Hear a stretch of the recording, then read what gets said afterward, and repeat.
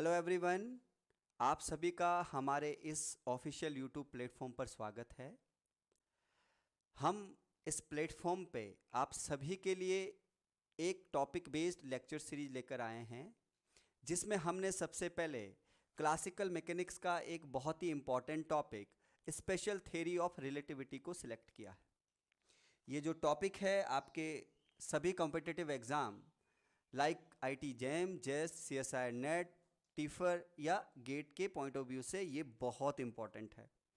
MSc और BSc के student, उनके कोर्स में एसटीआर है, उनके लिए भी ये बहुत बेनिफिशियल होगा। स्टार्ट करने से पहले मैं ये आप सभी से ज़रूर कहना चाहूँगा कि आप इसे अधिक से अधिक शेयर करें, ताकि सभी लोग, सभी स्टूडेंट इसका बेनिफिट ले सकें। तो चलें स्टार्ट करते हैं अपना लेक्चर नंबर फर्स्ट। सबसे पहले इंट्रोडक्शन के बारे में हम थोड़ा सा जान जाते हैं। देखिए 1905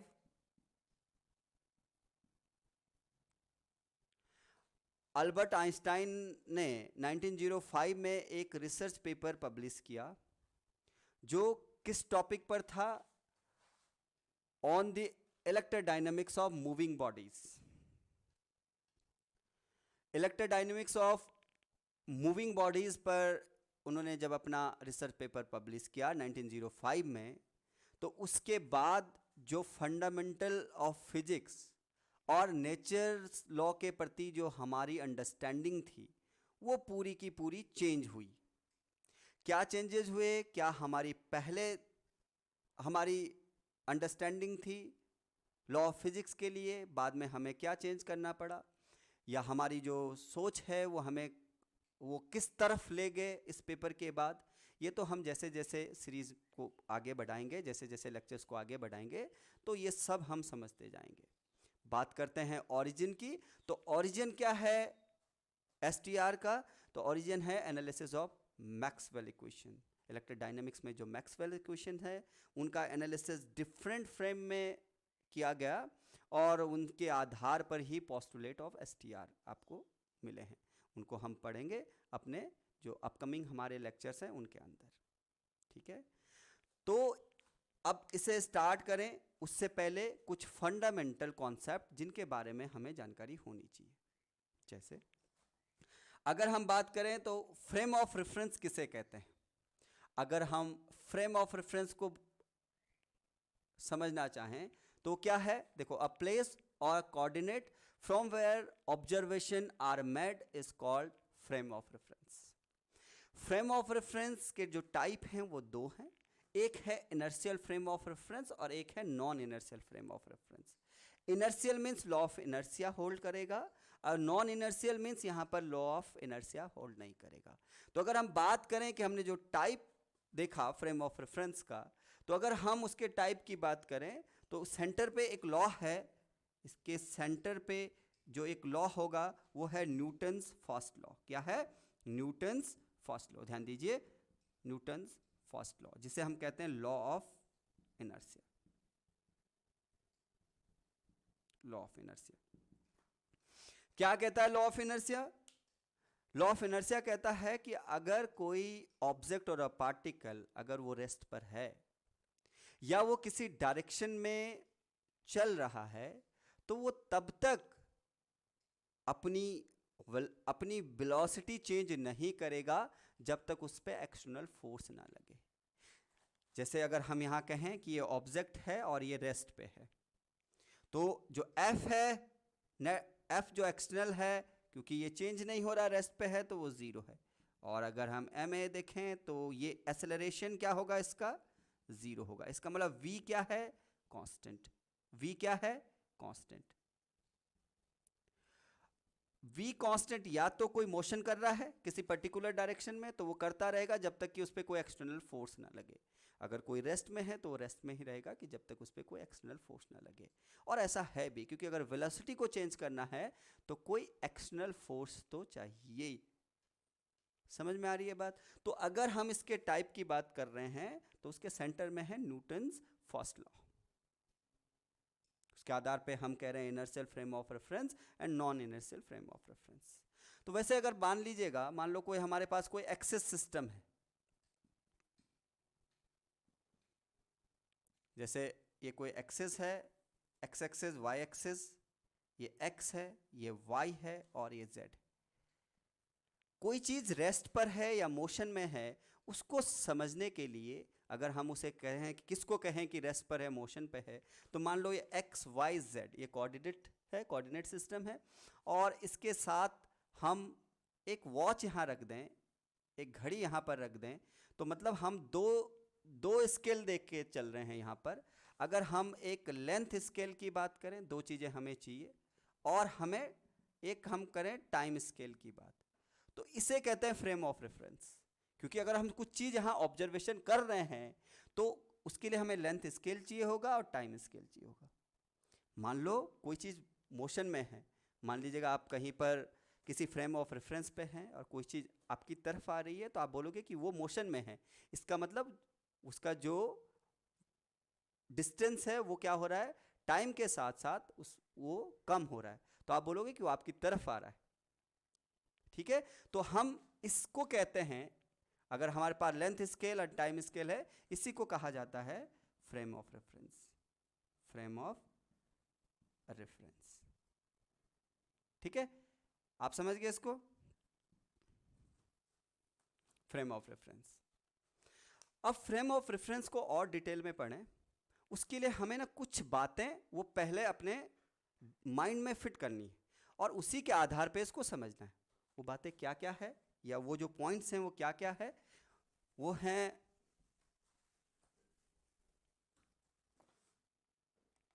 ये देखें। पहला पॉइंट है कि absolute single inertial frame does not exist, whereas absolute single non inertial frame exist. देखिए, जब हम फ्रेम ऑफ रेफरेंस की बात करते हैं, तो अगर हम इनर्शियल फ्रेम ऑफ रेफरेंस की बात करें, अगर हम इनर्शियल फ्रेम ऑफ रेफरेंस की बात करें, तो इनर्शियल फ्रेम ऑफ रेफरेंस किसे कहते हैं? इनर्शियल फ्रेम ऑफ रेफरेंस कहते हैं जहां न्यूटन्स फर्स्ट लॉ, जो लॉ ऑफ मोशन है, लॉ ऑफ इनर्शिया है, जो फर्स्ट लॉ है वो होल्ड करे। पर अगर हम ऐसे डेफिनेशन देखें तो हम क्या कहते हैं? हम कहते हैं कि two frames which are either stationary या एट रेस्ट, और one frame moving with constant speed with respect to others, तो उन फ्रेम्स को कहते हैं फ्रेम ऑफ रेफरेंस। जैसे inertial frame of reference, let suppose, क्यों कह रहे हैं ये तो हम अभी अभी प्रूफ भी करेंगे, कि मान लो ये आपके पास एस फ्रेम है, ध्यान से समझे, ये एस फ्रेम है, और ये जो है ये एस प्राइम फ्रेम है, ये एस प्राइम फ्रेम है, और जो एस प्राइम फ्रेम है ये या तो इसके रिस्पेक्ट में रेस्ट में है, या हम इसको मान लेते हैं कि ये v जो कि कांस्टेंट है, कांस्टेंट वेलोसिटी से मूव कर रहा है, और ये मूव किधर भी कर सकता है, लेकिन फॉर सिंप्लिसिटी हम मान रहे हैं कि उसके पैरेलल डायरेक्शन में ये मूव कर रहा है। तो अगर हम इसको x कह रहे हैं तो इसको x प्राइम, इसको y प्राइम, ये y है और ये z है, और इसको हम कह देते हैं z प्राइम। ठीक है, अगर हम नॉन इनर्शियल की बात करें तो नॉन इनर्शियल में, non inertial frame of reference में लॉ ऑफ इनर्शिया होल्ड नहीं करेगा। कहते किसे हैं? कि a frame which are either accelerating और रोटेटिंग। तो जो एक्सेलरेटिंग फ्रेम है उसको भी हम कहते हैं नॉन इनर्शियल, बिकॉज जो लॉ ऑफ इनर्शिया है वो वहां पर होल्ड नहीं करेगा। या कोई रोटेटिंग फ्रेम है तो वहां पर भी आपका लॉ ऑफ इनर्शिया होल्ड नहीं करेगा। तो अगर हमारे पास कोई एक्सेलरेटिंग फ्रेम है, ये जो फ्रेम है, अगर ये एक्सेलरेटेड फ्रेम है, या कोई ऐसा फ्रेम ऑफ रेफरेंस है जो रोटेटिंग है, तो ये दोनों फ्रेम ऑफ रेफरेंस, जो ये फ्रेम ऑफ रेफरेंस और ये frame of reference, frame of reference मतलब यहाँ पर भी टाइम स्केल है, लेंथ स्केल है, यहाँ पर भी टाइम स्केल है, लेंथ स्केल है, लेकिन इनको हम सिंगल मीन्स एब्सोल्यूट इसे डिफाइन किया जा सकता है। लेकिन inertial frame of reference absolute means single define नहीं किया जा सकता। ये विद रिस्पेक्ट टू 1 होगा, मतलब with respect to S frame, या तो रेस्ट पे हैं दोनों या इसके रिस्पेक्ट में वी से चल रहा है। इनको हम सिंगल मीन्स एब्सोल्यूट डिफाइन कर सकते हैं। तो पहला पॉइंट है absolute single inertial frame does not exist, whereas the absolute single non inertial frame exist. अगर ये सिंगल रोटेटिंग फ्रेम है तो ये एग्जिस्ट करता है। इसको समझते हैं। अगर हम मान लीजिएगा कोई बस हमारे पास है, ऐसे ये कोई एक बस है और इस पे कोई एक टेबल, इस पे कोई एक ऑब्जेक्ट, ओके। ये बस एक्सेलरेट करती है, एक्सेलरेशन का मतलब है कि v कांस्टेंट नहीं है, तो अगर ये एक्सेलरेटेड है तो आपको ये ऑब्जेक्ट इधर खिसकते हुए दिखेगा। ये ऑब्जेक्ट थोड़ा सा अपने पोजीशन से यहां आएगा। अब हम बस के फ्रेम ऑफ रेफरेंस से बात कर रहे हैं, ध्यान रखना। हम बस के, अगर बस फ्रेम ऑफ रेफरेंस से हम देखें, अगर बस के फ्रेम ऑफ रेफरेंस से अगर हम देखें, तो बस फ्रेम ऑफ रेफरेंस से हम कहेंगे कि इस ऑब्जेक्ट के हम मान लो एक्सेस ड्रॉ कर लेते हैं। एक x है, एक y है और एक z है। ये ऑब्जेक्ट रेस्ट पे था, इस पे कोई एक्सटर्नल फोर्स नहीं लगा, फिर भी ये अपनी पोजीशन से हट गया। जिस पोजीशन पे था उस पोजीशन पे नहीं है। तो इस ऑब्जेक्ट के लिए लॉ ऑफ इनर्शिया इनवैलिड हुआ। क्यों? क्योंकि अगर इस ऑब्जेक्ट के फ्रेम ऑफ रेफरेंस, इस ऑब्जेक्ट के हिसाब से हम कहें, तो ऑब्जेक्ट कहेगा मैं रेस्ट पे हूं, और क्योंकि न्यूटन्स के लॉज वैलिड हैं मेरे लिए, फर्स्ट लॉ मेरे लिए वैलिड है, तो अगर ये एक्सेलरेटेड हुआ तो बस हुई, भाई मुझ पे तो कोई फोर्स नहीं लगा, और मैं फिर भी क्या हुआ, मेरी पोजीशन बदली, तो फिर इसका मतलब न्यूटन्स का जो फर्स्ट लॉ ऑफ मोशन है वो मेरे लिए होल्ड नहीं करता। इस ऑब्जेक्ट के पॉइंट ऑफ व्यू से हम सोच रहे हैं। क्लियर है बात? अब जरा समझना, यहां पर सेकंड लाइन को समझने से पहले हम इस लाइन को समझ लेते हैं। स्यूडो फोर्सेस और फिक्टिशियस फोर्सेस मैंने कह रखा, स्यूडो फोर्सेस और फिक्टिशियस फोर्सेस। देखिए, इसमें लॉ ऑफ इनर्शिया होल्ड नहीं करता, हम फिर भी चाहते हैं कि इसके अंदर लॉ ऑफ इनर्शिया होल्ड करे, तो क्या करेंगे? फिर हम कहते हैं कि नहीं, जो ये इधर को लगा, हम कुछ फोर्स को, एडिशनल जो कुछ फोर्सेस हैं उनको हम यहां पर इंट्रोड्यूस करते हैं, और उन्हीं को कहते हैं स्यूडो फोर्सेस और फिक्टिशियस फोर्सेस। एक्सेलरेशन के अपोजिट डायरेक्शन में इधर लगेगा एक फोर्स, हम कहते हैं ये स्यूडो फोर्सेस है। रोटेटिंग फ्रेम के अंदर है तो कॉरियोलिस फोर्स और सेंट्रीफ्यूगल फोर्स को हम डिफाइन करते हैं। इन फोर्सेस पे, सेंट्रीफ्यूगल फोर्स, कॉरियोलिस फोर्स में, स्यूडो फोर्सेस और फिक्टिशियस फोर्सेस पे अलग से एक वीडियो बनाएंगे उसको टॉपिक में लेके, लेकिन इसलिए हम यहाँ पर इस फ्रेम को कहते हैं non inertial frame, because the law of inertia is invalid in this frame of reference, isn't it? अब जरा समझें, अगर हम इस सेकंड पॉइंट को समझना चाहें, इसमें क्या लिखा हुआ, ऑल फ्रेम्स, ये बहुत इंपॉर्टेंट है, all frames which are moving with uniform velocity with respect to S frame या रेस्ट, जिसको हम रेस्ट फ्रेम कहते हैं, will also the inertial frame. इसे समझ लेते हैं, ध्यान दीजिए।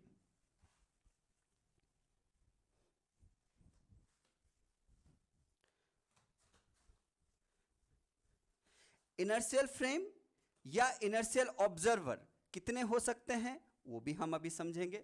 जरा देखें, ध्यान दीजिए आप। अगर मान लीजिएगा ये एक फ्रेम हमने लिया, हम इनर्शियल फ्रेम की बात कर रहे हैं, ये एस फ्रेम है, ये एस फ्रेम है, और इसी डायरेक्शन में इसी डायरेक्शन में मोशन हम ले रहे हैं, मीन्स ये v, ये जो कांस्टेंट है, ये जो कांस्टेंट है, ये जो फ्रेम है ये एस फ्रेम है और ये एस प्राइम फ्रेम है ना, ये एस प्राइम फ्रेम है, एस प्राइम फ्रेम। ये frame S prime frame moving with constant speed v with respect to this S frame which is at rest. इसे हम रेस्ट पे ले लेते हैं, हम रेस्ट पे ले रहे हैं। अब यहां पर इस रेस्ट फ्रेम में मान लीजिएगा एक ऑब्जेक्ट है, एक ऑब्जेक्ट है इस रेस्ट फ्रेम में, और एस फ्रेम से हम देख रहे हैं, हम बात कर रहे हैं अभी एस फ्रेम से, एस फ्रेम से ऑब्जर्व कर रहे हैं। और अगर हम देखेंगे क्योंकि ये रेस्ट पे है तो इसके लिए जो एफ होगा इस पे वो क्या होगा बोलो, वो एम ए और वो 0। इसका मतलब यहां पर लॉ ऑफ इनर्शिया है, मीन्स अगर हम एक्सेलरेशन की बात करें तो यहाँ पर क्या हो जाएगा, 0 हो जाएगा, ठीक, इजंट इट। अब हम एस प्राइम फ्रेम से इसको ऑब्जर्व करते हैं, एस प्राइम फ्रेम से हम इसको ऑब्जर्व करते हैं। एस प्राइम फ्रेम से अगर देखें तो क्या एस प्राइम फ्रेम से भी जो लॉ यहां इसके लिए वैलिड है, इस ऑब्जेक्ट के लिए वैलिड है, क्या यहां से भी वही लॉ इस ऑब्जेक्ट के लिए वैलिड होगा, मीन्स ये लॉ ऑफ इनर्शिया को होल्ड करेगा या नहीं करेगा, ये हम देखते हैं। अगर ऑब्जर्वर यहां है और v कांस्टेंट स्पीड से वो पॉजिटिव एक्स की तरफ चल रहा है, तो उसे ये ऑब्जेक्ट नेगेटिव एक्स एक्सिस की तरफ उसी स्पीड से चलता हुआ दिखेगा। बोलो, जिस स्पीड से ये चल रहा है, इसी को, इसलिए हम रिलेटिविटी, ये रिलेटिव मोशन है, उसको ये क्या दिखेगा, इस डायरेक्शन में चलता हुआ दिखेगा। अगर इस डायरेक्शन में चलता हुआ दिखेगा तो उसके लिए भी v कांस्टेंट है। अगर v कांस्टेंट है तो इसका मतलब इसका भी, उसके हिसाब से इसका एक्सेलरेशन भी 0 है। तो यहां पर भी आपको क्या मिल जाएगा, एक्सेलरेशन 0 मिल जाएगा। और एक्सेलरेशन 0 है तो v कांस्टेंट है, v कांस्टेंट है तो फोर्स उस पर 0 है। तो आप अगर इस फ्रेम से, यहां इस फ्रेम से लॉ ऑफ इनर्शिया की बात करो तो भी, या इस फ्रेम ऑफ रेफरेंस से लॉ ऑफ इनर्शिया की बात करो तो भी, दोनों केस में ये होल्ड करता है। तो अब देखें, जितने भी फ्रेम ऑफ रेफरेंस, ये तो हमने इस डायरेक्शन में लिया, ये तो हमने इस डायरेक्शन में लिया, मान लो x डायरेक्शन में है, ऐसे बहुत से डायरेक्शन में जो है बहुत से ऑब्जर्वर हो सकते हैं। कितने ऑब्जर्वर हो सकते हैं, एक ऑब्जर्वर यहाँ हो सकता है, एक यहाँ, फिर एक ऐसे में, एक ऐसे में। यहाँ पर कितने इनर्शियल ऑब्जर्वर और इनर्शियल फ्रेम हो सकते हैं, इनफाइनाइट हो सकते हैं। मतलब इन्फिनिटी ऑब्जर्वर, इनिशियल ऑब्जर्वर और इनिशियल फ्रेम ऑफ रेफरेंसेस हो सकते हैं। पर जितने भी इनर्शियल फ्रेम ऑफ रेफरेंसेस हैं, जितने भी इनर्शियल फ्रेम ऑफ रेफरेंसेस हैं, मतलब जितने भी फ्रेम ऑफ इनर्शियल तो हम तब उसको कहेंगे, जितने भी फ्रेम ऑफ रेफरेंसेस हैं जो कि इस फ्रेम ऑफ रेफरेंस के जो रेस्ट पर है, इसके रिस्पेक्ट में कांस्टेंट स्पीड से चल रहे हैं किसी भी डायरेक्शन में, अगर वेलोसिटी कांस्टेंट है तो वो सभी फ्रेम ऑफ रेफरेंस, जैसे ये क्या है, ये भी अब इनर्शियल फ्रेम ऑफ रेफरेंस है, क्योंकि इनर्शियल ये था, इस पे होल्ड कर रहा था लॉ ऑफ इनर्शिया, अब ये भी इनर्शियल फ्रेम ऑफ रेफरेंस है, कोई इस डायरेक्शन में वो भी इनर्शियल फ्रेम ऑफ रेफरेंस होगा। तो मींस इस पॉइंट को आप पढ़िए, ये कहता है all frame which are moving with uniform velocity with respect to S frame means rest frame will also the inertial frame. तो जितने भी फ्रेम्स हैं जो इसके रिस्पेक्ट में v कांस्टेंट से चल रहे हैं, मूव कर रहे हैं किसी भी डायरेक्शन में, तो वो भी इनर्शियल फ्रेम ऑफ रेफरेंसेस होंगे, वो भी इनर्शियल फ्रेम होंगे, इजंट इट। तो ये 3 पॉइंट है जो आपको पता होना चाहिए, और तीनों के बारे में हमने डिस्कस कर लिया। अब आगे समझते हैं।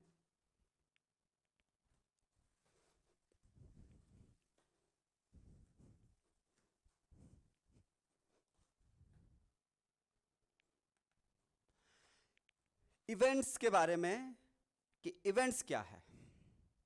इवेंट्स का मतलब है कि हैपनिंग ऑफ एनीथिंग। कितने टाइप के इवेंट्स हैं, 3 टाइप के इवेंट्स होते हैं, space like event, time like event and light like event. देखिए, अगर हम न्यूटोनियन डायनेमिक्स की बात है, न्यूटोनियन मैकेनिक्स की बात करें,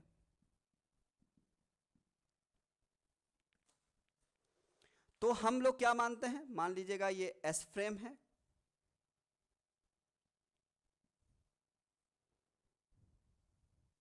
हम लोग क्या मानते थे बताइए, हम यहां पर मान लो ये एस फ्रेम मान ले, एस फ्रेम, इसको नाम देते हैं एस प्राइम फ्रेम, और इसमें कोई हम 2 पॉइंट ले लेते हैं ऐसे किसी भी डायरेक्शन में, और इसके कोऑर्डिनेट ले लेते हैं x1 y1 और इसको x2 y2, और सिमिलरली हम इस यहाँ पर भी सेम, तो यहाँ पर x1 प्राइम हो जाएगा, ये y1 प्राइम है, ये x2 प्राइम हो जाएगा, ये y2 प्राइम होगा, है ना।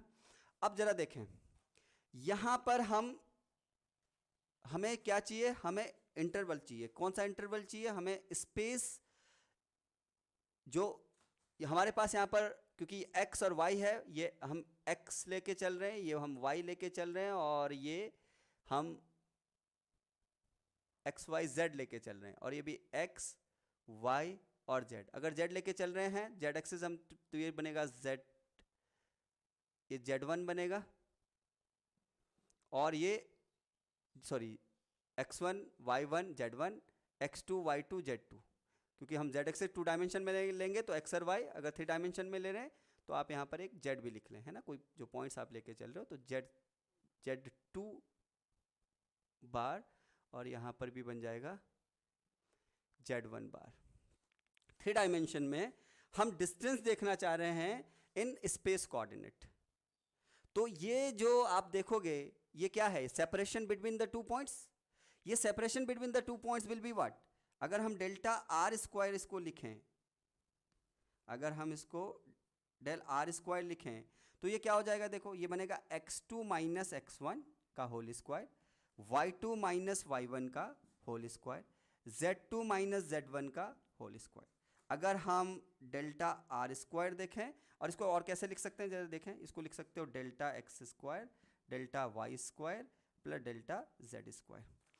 अगर हम इस आर प्राइम में लिखें तो हम लिख सकते हैं x2 प्राइम x1 प्राइम का whole square, y2 prime y1 prime का whole square, z2 prime z1 prime का होल स्क्वायर, और इसको आप लिख सकते हो डेल x प्राइम का whole square del y prime का whole square del z prime का whole square. This is the separation of the 2 points in S frame, or this is the separation in 2 points in S prime frames, isn't it? अब हम क्या देखते हैं, जब हम Newtonian mechanics की बात करते हैं तो हम कहते हैं कि जो स्पेस है, स्पेस इज एब्सोल्यूट। ये हम मान के चलते थे, मैंने आपको कहा था कि आगे हम समझते रहेंगे कि क्या पहले हम सोचते थे और क्या चेंजेस हुए हैं, मतलब क्या ऐसी चीज़ें हुई जो जिसने हमारे जो पूरी सोच है उसको बदल के रख दिया, है ना, जो रिलेटिविटी से निकला है या जो उसके पोस्टुलेट्स है वो क्या आधारित करते हैं और क्या क्या हमको नया चीज़ समझने को कहते हैं, और नई तरफ हमारी पूरी फिजिक्स की जो डायरेक्शन है उसको एक नई दिशा में लेके चलते हैं। तो यहाँ देखें ज़रा, स्पेस इज एब्सोल्यूट। अगर स्पेस एब्सोल्यूट है, इसका मतलब हम क्या कह सकते हैं कि भाई जो आप यहाँ डेल आर स्क्वायर कह रहे हो वो क्या हो जाएगा, del r prime square, del r prime square, क्योंकि जो आपके पास स्पेस है वो एब्सोल्यूट है, मतलब separation in space is absolute. अगर टाइम की बात करें तो टाइम इज एब्सोल्यूट, हमने यहाँ पे कहा कि टाइम भी जो है वो एब्सोल्यूट है, ये एक दूसरे से कोई रिलेशन इनका नहीं है, तो delta t prime square is equal to delta t square. ये हम न्यूटोनियन मैकेनिक्स में हम लोगों ने ये पढ़ा। और इस स्पेस की अगर हम बात करें तो इसी को हम क्या कहते हैं, बोलो, यूक्लिडियन स्पेस। ये मैथमेटिशियन है जिनके ऑनर में ये कहा गया, जिनके ऑनर में हम कहते हैं कि दिस वन नाम है यूक्लिड। यूक्लिड एक मैथमेटिशियन थे, उनके ऑनर में कहा जाता है इस स्पेस को यूक्लिडियन स्पेस। ठीक है, तो न्यूटोनियन डायनेमिक्स थी, उसको समझने के लिए स्पेस था। अगर हम इवेंट को समझना चाहें तो किसी भी, मान लो अगर हम यहाँ पे कोई इवेंट की बात करें, जो भी आपके आसपास हो रहा है, जो यूनिवर्स में जो कुछ हो रहा है वो सभी इवेंट है। उन इवेंट्स को अगर हम समझना चाहें तो यूक्लिडियन स्पेस से हमारा काम नहीं चलने वाला, और शायद ये सही भी है। मान लीजिएगा कि अगर आप किसी को कहीं पर बुलाते हो, मान लीजिएगा मैं अपने किसी एक फ्रेंड को कॉल करके कहीं बुलाता हूँ, तो कैसे अगर मैं उसको कॉल करके बुला रहा हूँ तो उसको बुलाने के लिए 2 इन्फॉर्मेशन उसके पास बहुत ज़रूरी है। क्या क्या वो इन्फॉर्मेशन है कि मिलना कहाँ है और टाइम कितने बजे। अगर दोनों में से एक मिसिंग है तो शायद हो सकता है कि वो कभी मिले ही नहीं। तो जो टाइम और स्पेस है वो रिलेट करते हैं एक दूसरे से, वो एब्सोल्यूट नहीं है।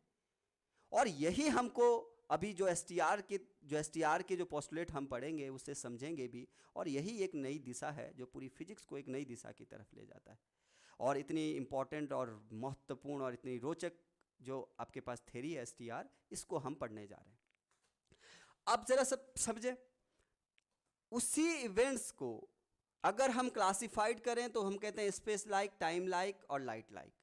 अगर हम आइंस्टाइन मैकेनिक्स की बात करें, मतलब, तो उनके हिसाब से स्पेस एंड टाइम वो रिलेट करते हैं। स्पेस एंड टाइम रिलेट्स, वो रिलेट करते हैं। इसका मतलब यहां पर एक स्पेस, मतलब इसको समझने के लिए हमें एक स्पेस की रिक्वायरमेंट है।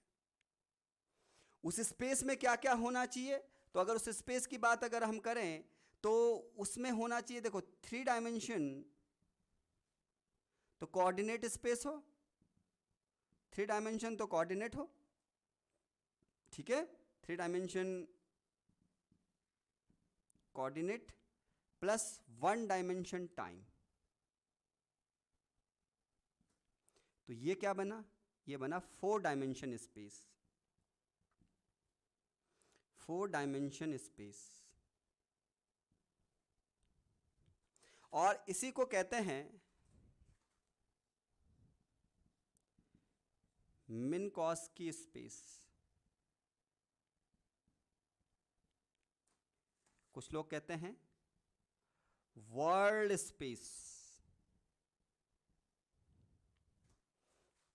ठीक है, जिसमें 3 डायमेंशन कोऑर्डिनेट की ले रहे हैं और 1 डायमेंशन टाइम की। अगर हम यहां इवेंट को दिखा रहे हैं तो ये बहुत ज़रूरी है कि इवेंट्स का मतलब जो हम यहां पढ़ रहे हैं STR में, तो यहां पर हम कहेंगे कि एक पोजीशन प्लस टाइम, ये इवेंट है। और उसको समझने के लिए हमें क्या चाहिए, एक मिन्कॉस्की स्पेस चाहिए। अब यहां पर न्यूटनियन मैकेनिक्स के अंदर हम कह रहे हैं कि आपका जो स्पेस है, आपका जो टाइम है, वो एब्सोल्यूट है। तो यहां पर भी एक क्वांटिटी हम डिफाइन करते हैं, इस स्पेस में भी हम एक क्वांटिटी डिफाइन करते हैं जिसको बोलते हैं स्पेस टाइम इंटरवल। ये interval between 2 events in Minkowski space है। मिन्कॉस्की स्पेस में 2 इवेंट के बीच का इंटरवल, तो क्या होगा, क्योंकि वो टाइम और किस पे रिलेट करेगा, पोजीशन दोनों पर। तो यहां देखें, वो है delta r square minus c square delta t square. Space time interval क्या करता है, ये रिलेट करता है space coordinate and time coordinate को। अगर आपसे कोई पूछे, it relates space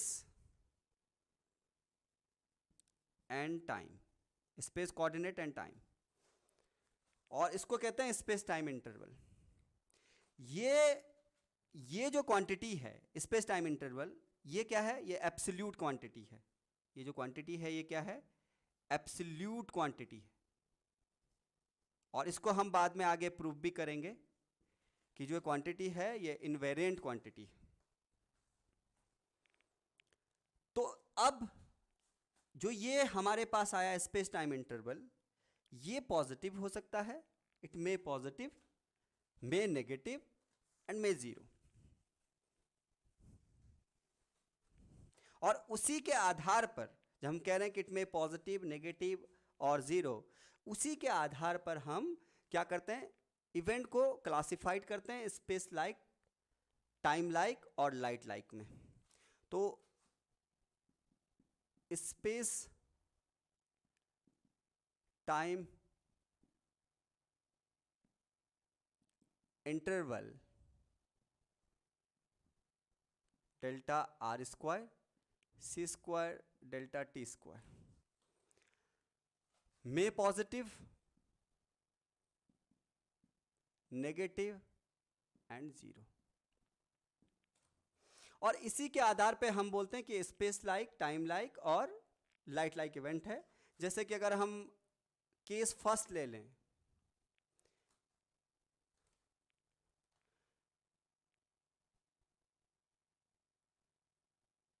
delta r square minus c square delta t square is greater than zero, positive लेके चल रहे हैं, तो delta r square is greater than c square delta t square.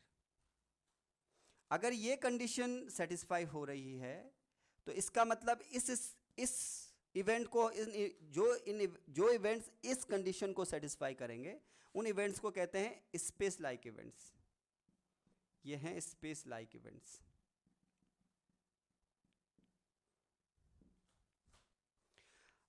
अगर हम देखो डेल्टा टी स्क्वायर कम होगा delta R से, सी स्क्वायर डेल्टा टी स्क्वायर कम कम कम, सी की वैल्यू तो आपके पास स्पीड ऑफ लाइट है। अगर डेल्टा टी मतलब सेपरेशन इन टाइम, तो मीन्स टाइम कोऑर्डिनेट, अगर हम एक टाइम कोऑर्डिनेट उसमें सेपरेशन देखें तो ये मिनिमम कितना हो सकता है। मान लो कि कोई एक ऐसा ऑब्जर्वर हम फाइंड करते हैं, कोई एक ऐसा इनर्शियल ऑब्जर्वर, इनर्शियल फ्रेम हम फाइंड करते हैं जिसके लिए डेल्टा टी बहुत मिनिमाइज्ड हो। तो मान लेते हैं कि ऐसा कोई इनर्शियल ऑब्जर्वर है जिसके लिए बहुत मिनिमम होने का मतलब है कि डेल्टा टी जो है वो जीरो के आसपास है, बहुत कम, नेगेटिव तो हो नहीं सकता, तो कम से कम क्योंकि लेस देन है क्वांटिटी, तो लेस देन कब है कि मान लो ग्रेटर है। तो अगर ये मान लो कोई ऐसा इनर्शियल ऑब्जर्वर है, क्योंकि इवेंट का होने का मतलब देखिए, मान लीजिएगा कि हमने किसी स्पेस में या किसी कोऑर्डिनेट में कोई इवेंट हो रहा है, जैसे कि कोई लाइट है वो ऑन ऑफ हो रही है या ऑन हो रही है, और आप किसी अनदर फ्रेम ऑफ रेफरेंस से, डिफरेंट फ्रेम ऑफ रेफरेंसेस से देख रहे हो, तो वो अलग अलग कह सकते हैं। और इसी में हम कह रहे हैं कि ये है स्पेस लाइक और टाइम लाइक और लाइट लाइक। तो यहाँ पर समझें, अगर delta r square c square delta t square है तो इसका मतलब ये कम कितना हो सकता है। मान लो कोई एक इनर्शियल फ्रेम से हम देख रहे हैं और उसने ये ऑब्जर्व किया कि ये बहुत ही कम है, और बहुत कम होने का मतलब ये टी को जीरो, मतलब टी जो है जीरो के इक्वल है, मतलब वो जीरो के आसपास है। मिनिमाइज कंडीशन हम लेके चल रहे हैं, बहुत ही मिनिमाइज्ड कंडीशन हम लेके चल रहे हैं। अगर ऐसी कोई कंडीशन है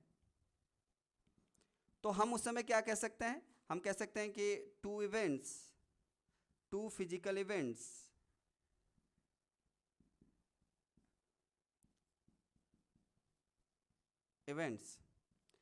are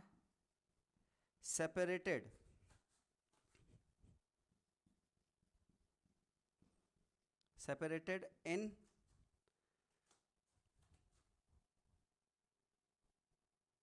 space, means position space, या space separated in space but not in time, space not separated in space या not separated in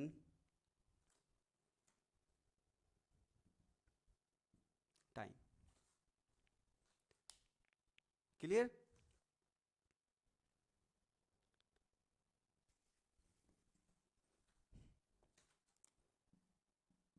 case second, जो स्पेस टाइम इंटरवल है delta r square minus c square delta t square is less than zero, तो क्या बनेगा, delta r square less than c square delta t square. जो भी events इस condition को satisfy करेंगे वो सभी इवेंट्स क्या कहलाएंगे, टाइम लाइक इवेंट्स। इन सभी को क्या कहते हैं, time like events, time like events. अब मान लो कोई एक ऐसा इनर्शियल ऑब्जर्वर या इनर्शियल फ्रेम हम मान लो फाइंड करते हैं, और उसमें जो डेल्टा आर है, क्योंकि ये कम होगा, कम नेगेटिव तो हो नहीं सकता, तो अगर हम डेल्टा आर स्क्वायर मान लो वो कम से कम एक मिनिमाइज कंडीशन हम लेके चलते हैं, ऐसा हम मान रहे हैं, तो कैसे डिफाइन करेंगे फिर इसको, बोलो। इसको डिफाइन करेंगे कि two physical events which are separated in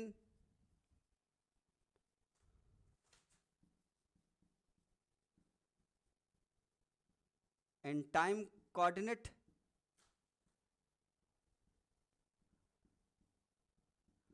not in space coordinate.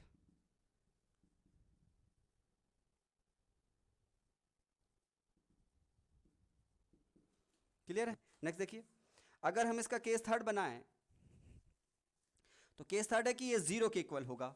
देखें जरा, case third, space time interval delta r square minus c square delta t square. देखो इसको ना ऐसे भी लिखा जाता है, अगर बहुत वेरी वेरी वेरी स्मॉल अगर आप लेके चल रहे हो चेंजेस, तो आप इसको D R square minus c square D T square भी लिख सकते हो। ठीक है, तो इसको भी नोट कर लें। और यहाँ पर देखें, अगर ये स्पेस टाइम इंटरवल ये जीरो के इक्वल है, तो एक कंडीशन आपको यहाँ पर मिलेगी कि del r square is equal to c square delta t square. अब जरा इससे देखें, यहाँ पर ये क्या है, टू physical events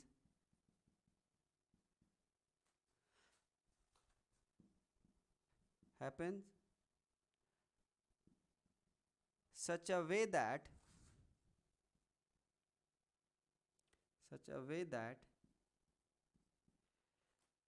इस टाइप से वो हो रहे हैं कि they are connected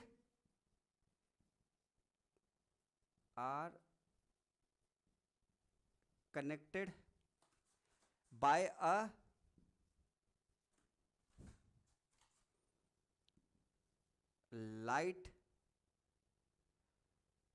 light signal. तो two physical events happen such a way that कि they are connected by a light signal.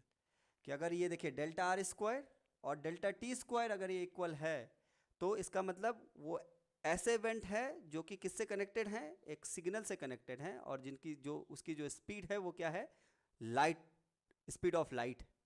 तो इन टाइप के इवेंट्स को हम कहते हैं लाइट लाइक इवेंट। क्या कहते हैं? Light like events. Light like events. Clear?